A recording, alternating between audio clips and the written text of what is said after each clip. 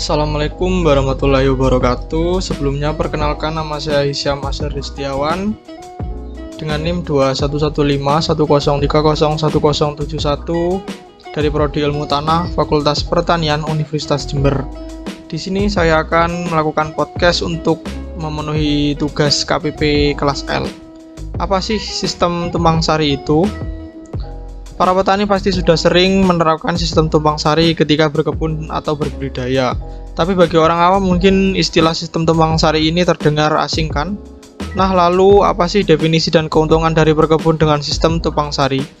Yuk mari sama-sama kita mengenal sistem tumpang sari di dalam dunia pertanian. Pertama-tama, untuk mengenal sistem tumpang sari dengan tepat atau benar, tentu Anda wajib memahami definisi dan juga manfaatnya kan? Tumpang sari adalah suatu bentuk pertanian campur atau biasa disebut dengan polikultur, berupa pelibatan dua jenis tanaman atau lebih pada satu area lahan dalam waktu yang bersamaan atau agak bersamaan.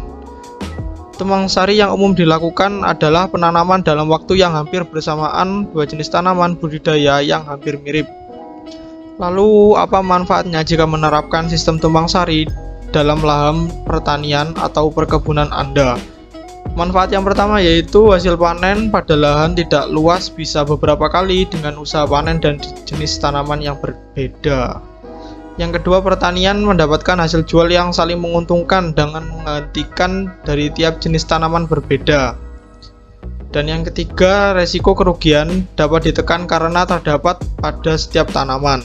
Yang kelima, bisa menggunakan pupuk majemuk atau jauh lebih murah dibandingkan dengan pupuk tunggal dan pemakaiannya pun hanya sekali.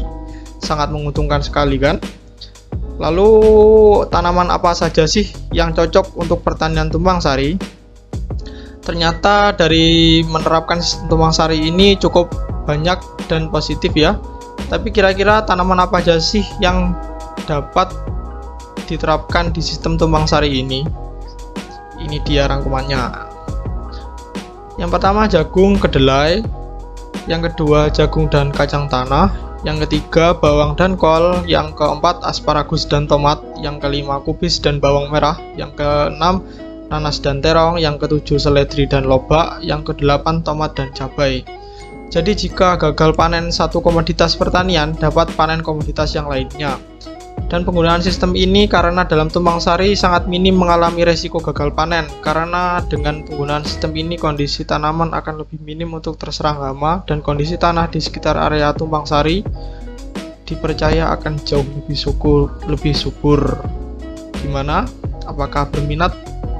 Mungkin dari sistem pertanian ini sangat menguntungkan karena kita bisa menanam dua tanaman berbeda. Jika satu gagal, maka yang tanaman satunya masih ada, jadi bisa ada jaminan untuk balik modal kembali. Sekian podcast dari saya, apabila ada salah katanya mohon maaf. Assalamualaikum warahmatullahi wabarakatuh.